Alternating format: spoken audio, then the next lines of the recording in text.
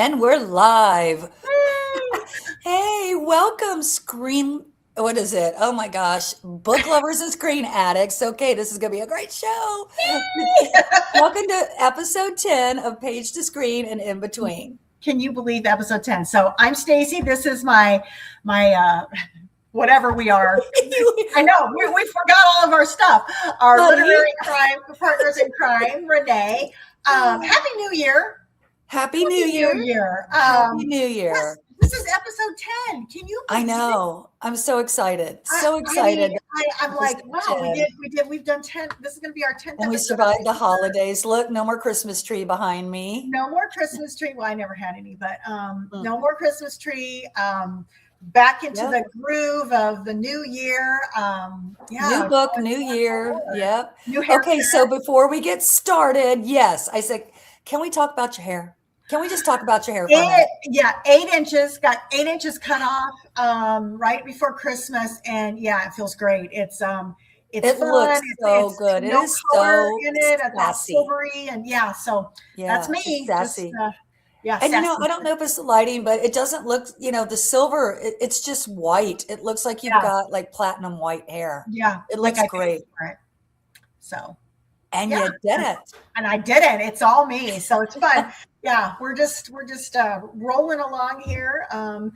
Getting ready to. Well, we have an amazing book by an amazing author. But before we get into that, let's go ahead and do our little segment on what we are fascinated with right now. Yes. And it was my turn. And sort of in the spirit of shopping or buying or whatever, I wanted to bring up my favorite skincare product, because in the book that we're going to talk about, she talks about how buying skincare is a necessity. Right. And so yes, it is. And so this is an expensive product, but I'm pretty convinced my face would fall off if I didn't use it day and night. Okay. And it is patented, and I have been using this. Well, I'm not going to say how long, but since I was in my early 20s, late teens. It is the Advanced Night Repair by Estee Lauder. It is.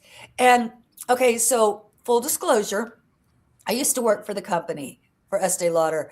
So I'm going to try and not turn this into a sales job and just talk about it. You already did, because I went and bought it. So you already did. I told you what I was going to talk about. People are going to go buy it once you talk about it.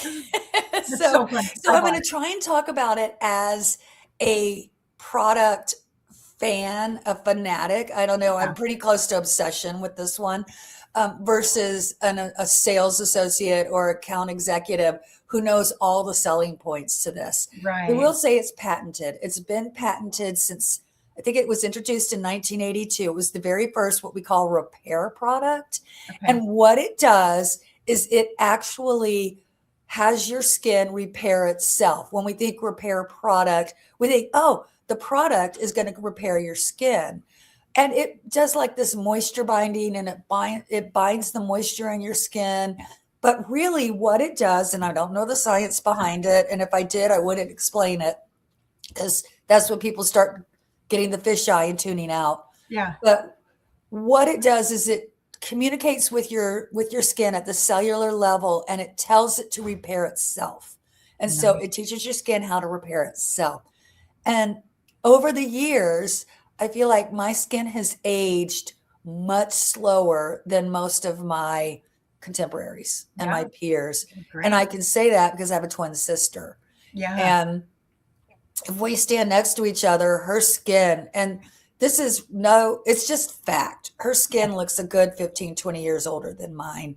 Yeah. Now, she does live in Florida, and she was of the granola set. I call it the granola set from the 80s and 70s, who were convinced that any product on your face was going to make it age and make it worse and be bad for your skin. I am of the complete opposite camp, that I feel as though it doesn't have sunscreen in it. It doesn't have all these extra chemicals. Yeah. It's 7 serums in one, and I call it my needle in the bottle. So I don't have to go get needles. I just use this Advanced Night Repair every day and every night.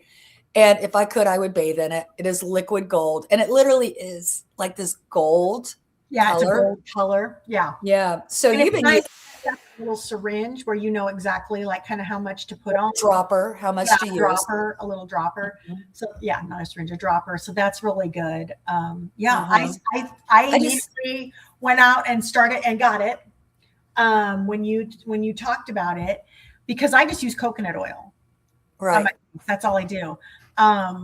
And you can still use your coconut oil. I do. Yeah, I use it. I put this on and then I put my coconut oil. Yeah.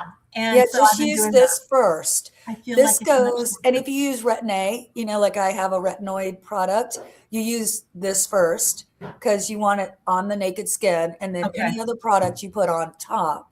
Yeah. And it just makes everything work better. We do this little, back in the day, we would put it on our hand, and then we would put nothing on our hand, and then we would spray this hand that we had put it on with like water, and the water doesn't run down. It literally binds. It binds the moisture. And then if you put the water here and you turn your hand, and the water just rolls off. And so it's kind of a demonstration of how it actually binds that moisture in your skin. So, all right. So I can go on and on and on. Just know that if you ever see my face falling off, it's because I quit buying it. Yeah, no, and there's no substitute.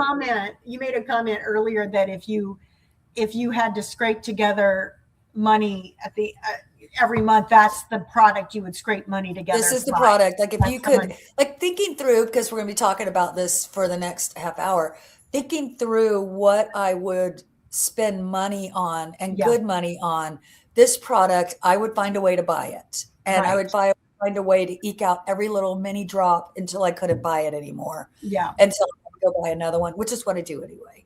Yeah. Because I don't want to. Yeah, I got the free. Mine came with free eye. The eye stuff's good too. Yeah. So I have a little free bottle of that that I've been putting on the little crow's feet here too. And that too. It just gives that, and do it in here because it helps with the dark under eye. Yeah. So anyway, so that's my sales job. Nice. I'm done. Yes. And I love it. I love it. Yeah. And then I think we also said there was something else we said about it before we went live. And it was, I think it was about how if I had to get rid of everything in my closet, that I would, or whatever, everything in my makeup kit, that would be the one, no substitute. There's nothing else in the industry that you could switch it out with and be okay. Well, so that's my little sales job. Yeah. So now let's talk about our book. What book did we pick, Staci? We have Confessions of a Shopaholic by Sophie Kensella. We picked it because she has recently passed. Mm-hmm. We had it on our list to do eventually. Because I hadn't read it or seen the movie. So we were like, you said it was a good palate cleanser, which I love that term for a book. And then when she passed in December, I believe, I said, why don't we do that at the beginning of the year to kind of honor her in her literary, achievements and that kind of thing. So that's why we picked this book. And she's a huge British author. Mm-hmm. And she truly, I would say, was, and we don't use this term anymore in fiction, but she was sort of the grandmother, I guess that's maybe she's not that old, the mother of chick lit, mm-hmm. which was sort of this we were done with romance at this time. It was the change into the early 2000s, late 1990s. And we were there was so much just lather, rinse, repeat with romance. Yeah. And so what chick lit did was take a young woman's point of view, growing up. She's just out of college. She's starting her new life, literally starting her life off as this new woman, educated, ready to sort of conquer the world. And let's see what that looks like. And then a lot of comedy, because they were kind of considered, chick lits were considered comedies. So this was written at a time of that budding sort of subgenre, where the female was the 100% protagonist, first person, one point of view. We get the world through her eyes for all the good, the bad, the ugly of her life. So let's just see. I'm going to read what the book was originally supposed to be. Rebecca Bloomwood is our heroine. She has a fabulous flat in London's trendiest neighborhood, a troupe of glamorous socialite friends, and a closet brimming with the season's must-haves. The only trouble is she can't actually afford any of it. Her job writing at Successful Saving magazine not only bores her to tears, it doesn't pay much, not at all.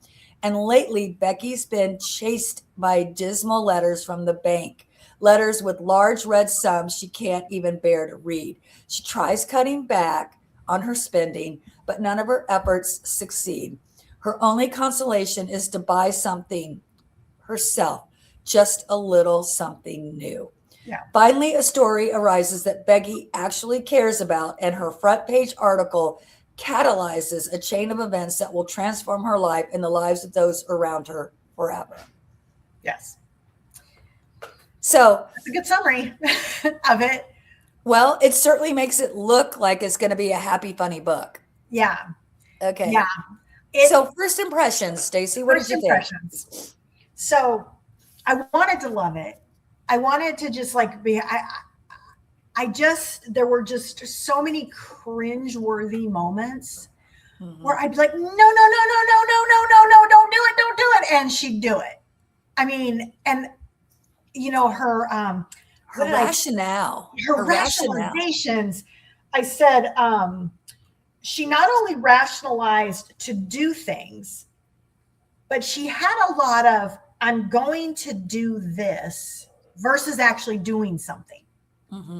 It's like, her budgeting, her not spending, winning the lottery. I'm going to get this great new job. I'm going to get like all of these lies that she tells to herself or rationalizations, constantly spiraling in it.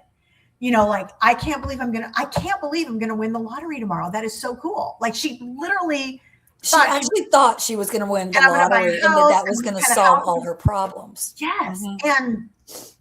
And just the lies.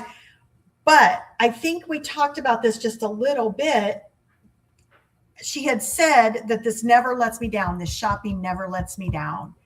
And you said addiction. That is the when she describes why she shops. And I think that was in the movie. I don't remember if it was in the book, but she describes, because I think in the movie, the Luke Brandon, which by the way, he's always Luke Brandon. He's not Luke. He's Luke Brandon. Luke Brandon. Yeah. Luke Brandon. You think that keeps him at arm's length? Yes, because when you have, that's not personal. That is, it's a brand. Right. Luke Brandon. And when he asked her, why do you do it? Why do you overspend? Why do you need to buy so much? And she says, the world's a hard place. And I'm very much paraphrasing. I don't have her dialogue set. But when I walk into a store, it's my happy place. I'm happy. Yep. The world is right again. Everything is right. And so I walk out feeling good. But then I leave the store, and it's not very long after that, everything goes dark again. So I have to go back and find that happy again. Yes. And so that is the absolute definition of addiction. Yes. Because you can change out shopping and add alcohol, drugs, work, sex, all of it. Yes. And turn that into I have to have that hit. She needed that hit. And so that was shopping. And then I remember her, and I think both in the book and in the movie, her roommate friend, I think she's more her friend in the movie, a little bit more of just a roommate in the book, says to her, well, if you're this in debt, you have two options. You cut back or you make more money. Right. And she tries to cut back, doesn't work because she's addicted. Yeah. And then she's like, okay, well, then I'll just make more money. And that's sort of her solution all the way to the end. Yeah. That is, and especially solution. in the book. In the book, she tries to cut back and it just spirals. Right. And then she's like, well, okay, I'll just make more money. And it's like, that is just, except for then she does. Right. But there's no consequence at all. She just all of a sudden gets this story, makes money, marries the millionaire. Like, it's like, or not marries, but is what, like, gets But she together never with the stopped. millionaire. Yeah. And all her problems are solved. And even the bank manager. Now, okay, so the other thing is the book was written, it came out in 2000, I think. And then the movie, 2000, 2001. The movie Yeah. came out in 2008. So that was a huge change in technology. Like life changed a lot in those 8 years. Yes. However, in 2000, it's not as much, and in London it's not as much credit card debt as just banks giving her credit limits. And I think she has a couple credit cards, but in the American version she has like 18 credit cards. Right. uh, And none of them were but like, she was like, put 5 on this, put 10 on that, like right, she keeps handing the different credit cards to get that gets $100 for the scarf, I think. or something. Yeah. And so anyway, so in the book, it's just this bank manager trying to get her to pay her to even just let's figure Have a out meeting. a payment plan. Yeah. Like let's just have a meeting and let's talk about how we're going to fix this. And she blows them off all the time, and there's very little consequences. And I think we talked about this. Okay, so that's the book. So in the book, I think you and I talked about this last week. It's supposed to be a comedy. Right. But you and I, as we're reading this book, each of us individually, because we didn't talk about it till after we'd read it, were incredibly frustrated with this character. Yes. We didn't find her funny. We found her frustrating. We found her delusional. I'm going to win the lottery. I'm going to get a different job. Yes. Her going to, she goes to that conference so she can get free champagne, and she doesn't listen to anything that happens. Right. And she hates her job, and she phones it in, and she's at a job where she's telling people how to save money and how to be responsible with their money, and it's completely irresponsible. So that piece of irony, I think, is supposed to be funny. And you and I talked about how maybe that's British humor, and we aren't British, so we don't understand British humor. It's Bridget Jonesy. Yes. That's the same kind of genre. Right. I mean. And Bridget was also, I think you and I, to use a terrible word, kind of found her pathetic, because there's nothing attractive about her. No, and not able to be accountable. There's no self-reflection, not really. Any of her reflection is her sort of fantastical ideas of how she's going to get out of debt, and none of it is workable. And there's no accountability, not really. And then when it becomes a movie and is turned then into an American character and an American crisis, she has accountability. Yes.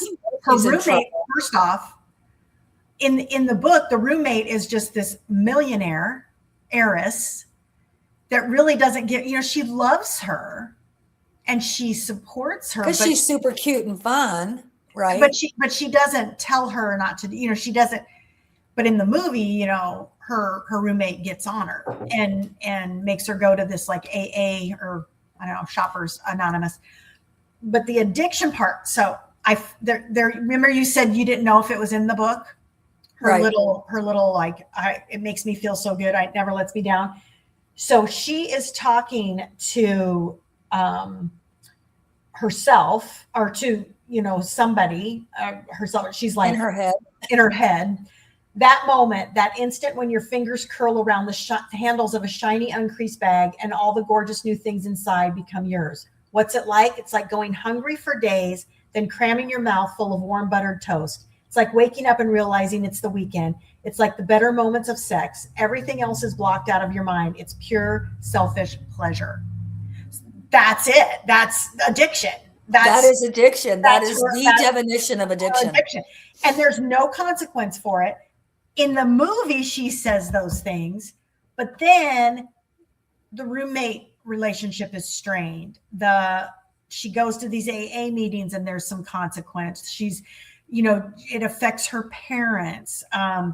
There's, like they're going to sell their, No, they blow all of their savings and buy an He thinks RV. they're gonna give her money. Yeah, and Right, they but blow it they all. bought an RV so they can go travel the RV, and there's world. just like these consequences that keep coming up. The banker is ruthless. Like he He's a embarrasses her villain. on He's like if TV. Yeah, like he stalks her. He's a villain yeah.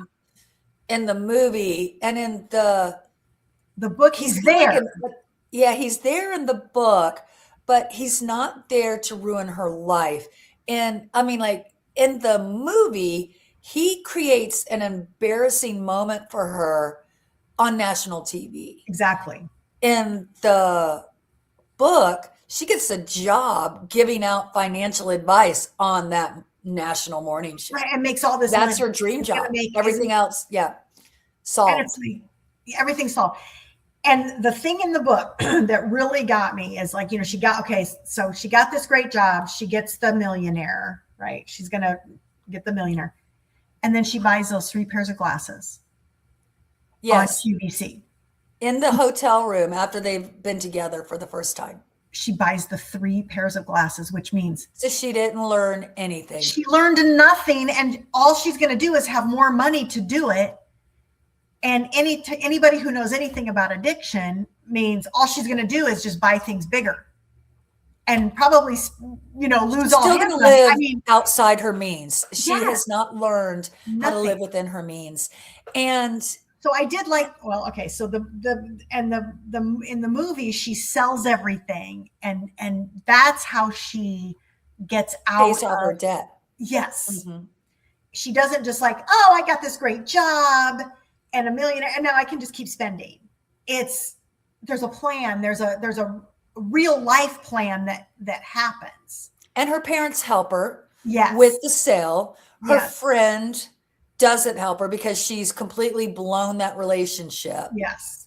And so that part until the very, very end of the movie, does she even heal the 2 relationships that mean anything, which is the friend and then Luke. And he becomes Luke in the movie because, and the other thing is he's her boss in the movie. Right. He's just this random PR guy that she ends up going up against on the minute show, that morning television show.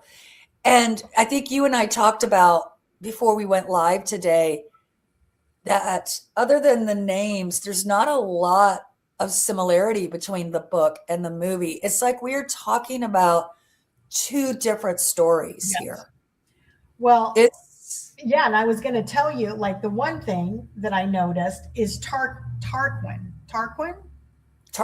yes. Okay, so Tarquin in the book is the roommate's cousin, who and they go out. Him and Rebecca go out. He's crushing on her. Mm-hmm. Well, and they go out and then she finds out he's a millionaire. One of the top 5 most eligible millionaire bachelors. And she says, when I look at Tarquin, even above Luke, because Luke's on the list, remember? And then Tarquin's even above him. And she fantasizes about being Tarquin's wife. Yeah, I'm going to be a millionaire's wife. And when I look back at Tarquin, he already seems a bit more attractive in a stoaty kind of way. Alcohol is obviously going to be the key to our marital happiness. And that's not funny. No. I mean, I think that's British humor. I think that in the is book, in the movie, Tarquin is the roommate's boyfriend. So there's no relationship at all. So it's kind of weird, but I think even when the bill collector is calling her in the movie and Tarquin reaches for the phone, they banish him from the room and he sort of doesn't show up again until the roommate, Kristen Ritter, tells her that they're getting married. And you don't even see him again. Yeah. Because he's not part of the story at all. Yeah. It's so, I don't know. I love, and maybe I'm just an accountability type person, But do you think that, I think we talked a little bit about this last week. Do you think that that's a very American way to look at life is at least our generation for sure, and everyone before us and maybe our children, the way that we raised our children. I don't know about the newer generations. I haven't done enough studying on it. But what I can tell you is that we are the land of the American dream, the Horatio Alger story, Right. where if you want to succeed, you don't have to be born into it. You don't have to be given anything. As a matter of fact, most people are given money or success, usually don't know how to manage it. Right. In America, you pick yourself up by your bootstraps, you work hard, you show up, you study, you are better than the best, you will succeed. Right. And if you are, and we're also the generation that's very much accountable for the way that we behave. And if we have relationships that aren't working, the first thing a counselor will say to you in America, I don't know if this is true everywhere else, is the best way to heal this relationship is to work on you. Let's Right. figure out what it is you're doing, Yes. what it is that you keep messing up with, what are your flaws, and why are you not working in this relationship? Because once we fix you, so to speak, I mean, fix is probably not a good word anymore. Once we address your flaws, your issues, your lack of accountability, we will be able to then have you go forward and heal relationships. Until you do that, nothing is ever going to get healed. Because you're just going to go from one. It's the common denominator in all the relationship is you. And if all of your relationships are unhealthy, you've got to heal yourself. I mean, Right. so if you have one There's relationship, that country song, wherever you go, there you are. There you are. Is that a it's a song. Wherever you go, there you are. But it's like, if there's one relationship that doesn't work, that's different. Okay. That was fat person, crazy. All your relationships, every relationship has a problem. The problem is you. I mean, the problem is you need to really work on yourself. And that's very American, I think. Very American. Yeah. And I think that just goes back to anything is possible in this country. I do think that's why people want to come here. You have everything is here. Everything is the groundwork. If you want to do the work, and you don't want things handed to you, because when things are handed to you, you don't understand how to fail. Like, we learn how to fail. We learn how to be successful, because I think it was Thomas Edison, when he was creating the light bulb, what was it, 300 and something times before he finally got the right light bulb. And he kept saying, every time he failed, he would say, well, that's one way I know not to do it. Right. So let's try the next way. Yeah. And that mentality, I think we're bringing that mentality into this book. Yes. And when we're reading this book, Rebecca Bloomwood, Becky, is a pretty unlikable character. Yeah. The book.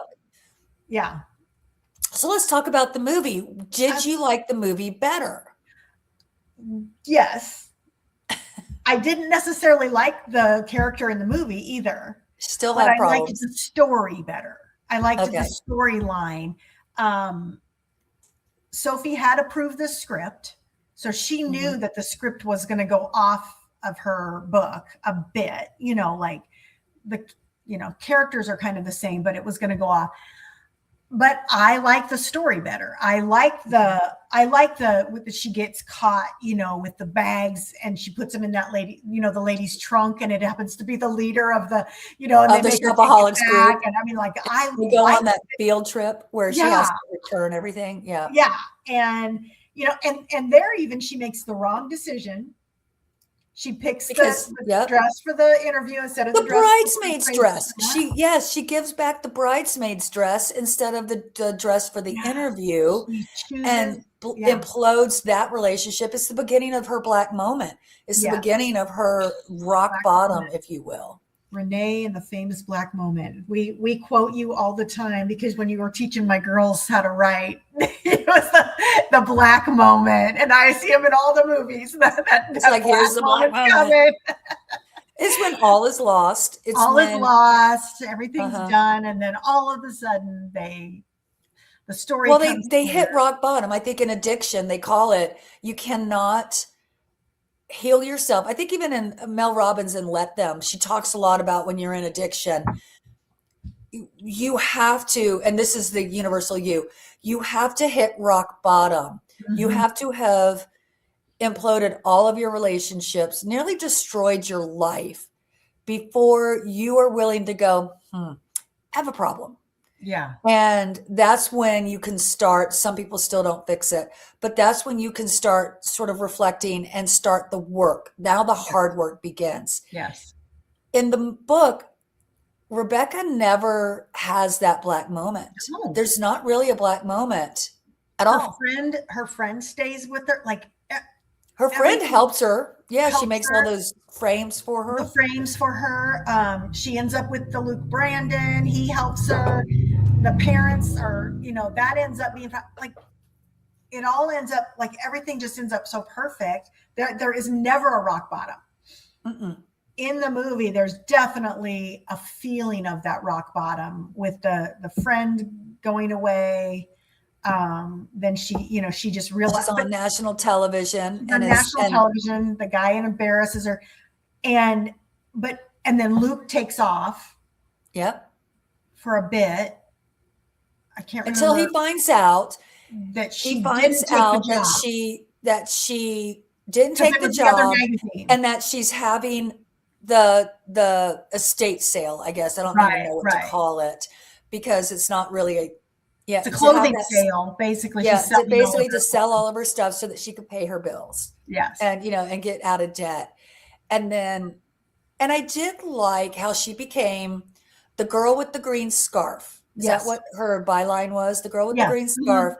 And how she equated savings and financial management with clothes. Remember, that's how she got the job at the magazine and the movie. Right. Was equating how to pick the best financial, I guess, that financial asset.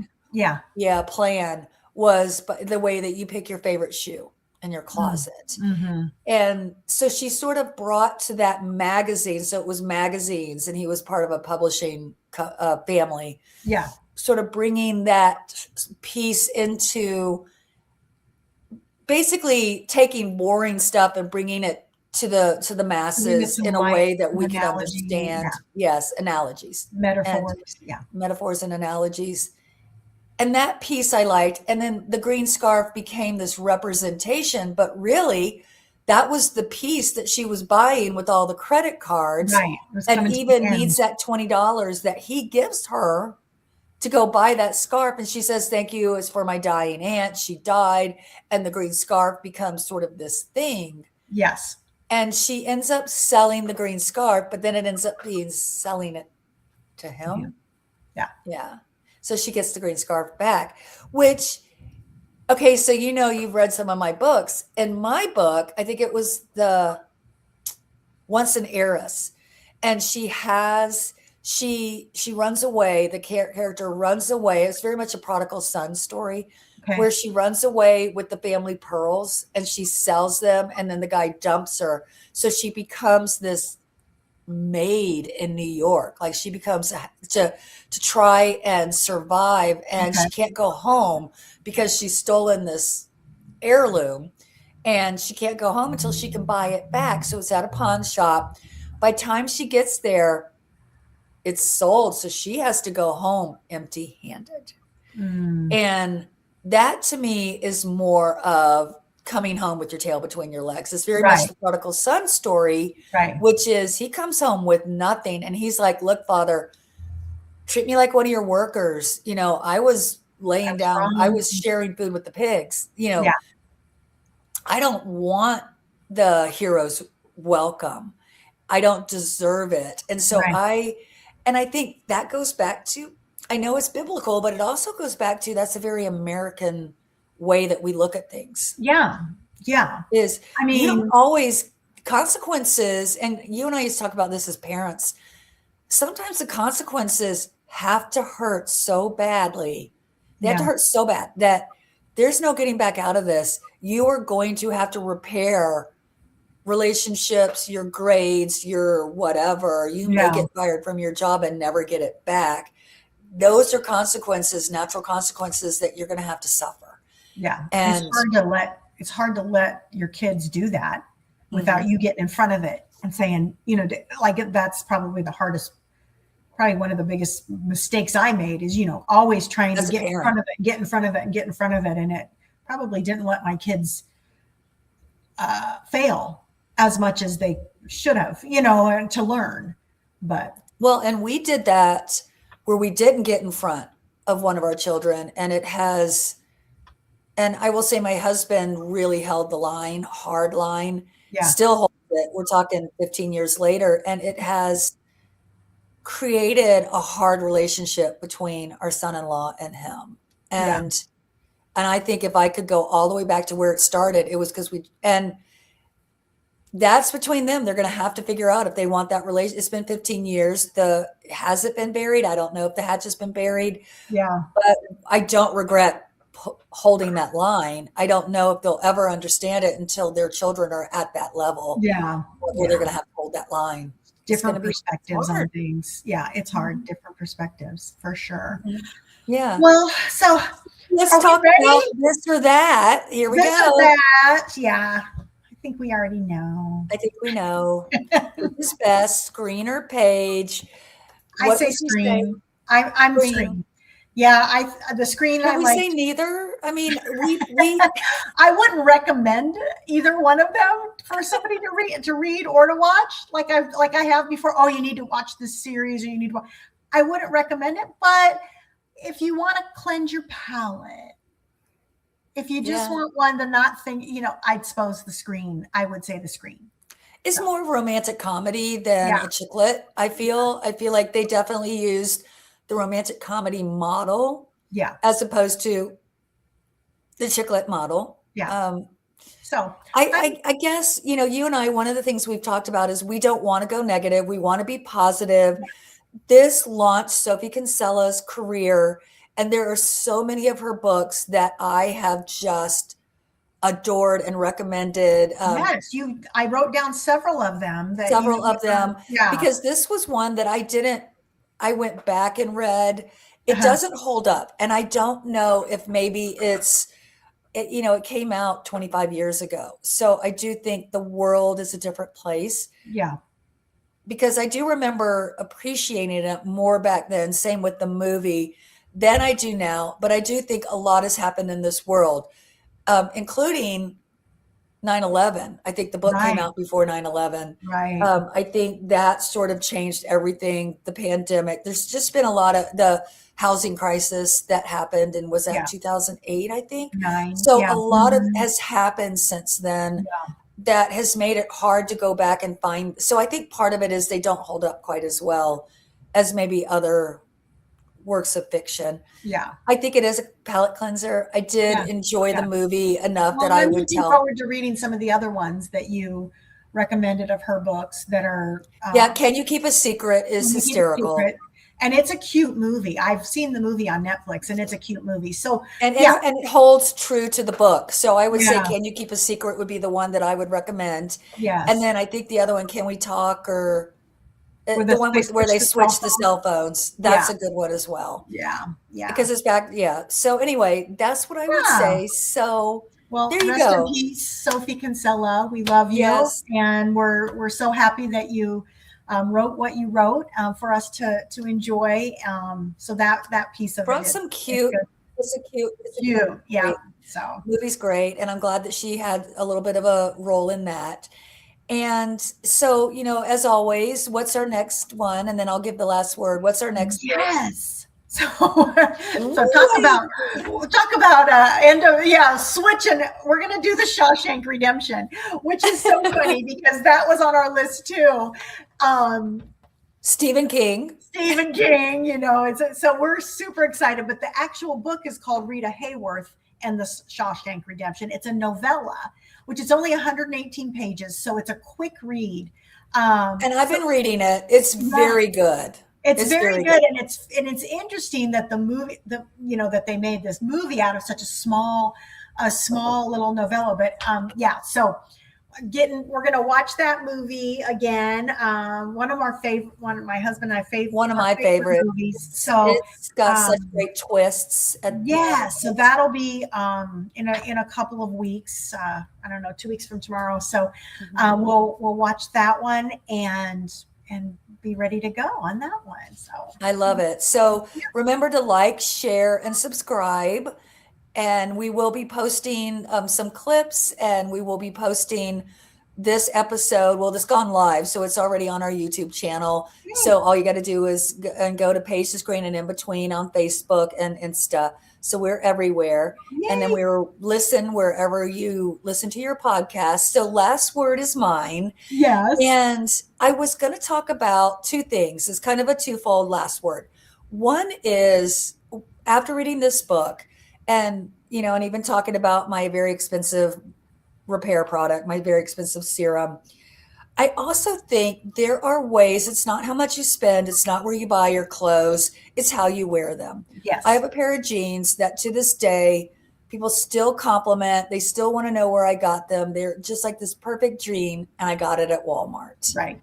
And so it is how you accessorize. So you don't need to be spending tons of money. You don't need to go in debt to look good, to look cute, to be accessorized. You just have to be smart about how you put things together and style. And with the internet, there's so many ways now to learn how to style, and you don't have to spend the money. So that's kind of my last word. And the other one, can I comment on that? Because yes. my little sister and then my son's fiance, they both are big thrift shoppers. Okay. And both of their styles, like, they are always dressed. They are always like, they look great all the time. They look great all the time. They're always in an outfit. There's a, it's not like me. I mean, a sweatshirt and like, no, they are always, but yet all of their clothes are from thrift. They don't. I love that. They don't shop. And call it vintage. Go to a thrift shop and dress vintage. It's so cute. Yes. I go in and I go, there's nothing here for me. Like, I can't find a thing. So there's an eye. There's an eye. So but you can train that eye. It just takes time. You can train your eye. It takes time. Watch videos, YouTube videos, go online. So that's one way. The final word was what I call girl math. And we have to be really careful with girl math. Girl math is this. You go into the store, there's a $350 Kate Spade purse, and you get it on final markdown for $65. Okay? You did not save $200. You spent $65. Girl math is, I have $200 look at this, to spend. I saved $200. No, that's girl math. Yeah. True math is, look at this, I spent $65. You still spent money. And so just be careful with girl math. And I think everyone does it. But that's actually what my husband calls it. He's like, did you girl math me again? Yeah. So just be really careful with how, this is a cautionary tale, how we tell ourselves, the narratives that we tell ourselves when we go out and purchase things. Yes. You didn't save the money. Start thinking of how much money you did spend and then look at it that way. Yes, that's good. That's good advice. Yeah. Because it's always like, well, it was on sale, so I really saved you. I could have spent this much amount, but I didn't. I only spent this much. And it's like, well, no, but you spent that much. Yes, exactly. Yeah. So be careful with the girl math. Yeah. All right. And we will see you in 2 weeks. Yay. Thank you for listening. Right. Always a pleasure. Right. We will see you soon. Bye. I think we'll see you soon. It's not going out. Where's my outro? Here we go. Let's try it over here. We're still here. We are still live. There we go. Okay. Not working. Neither one is working. So I'm just going to say goodbye because none of this is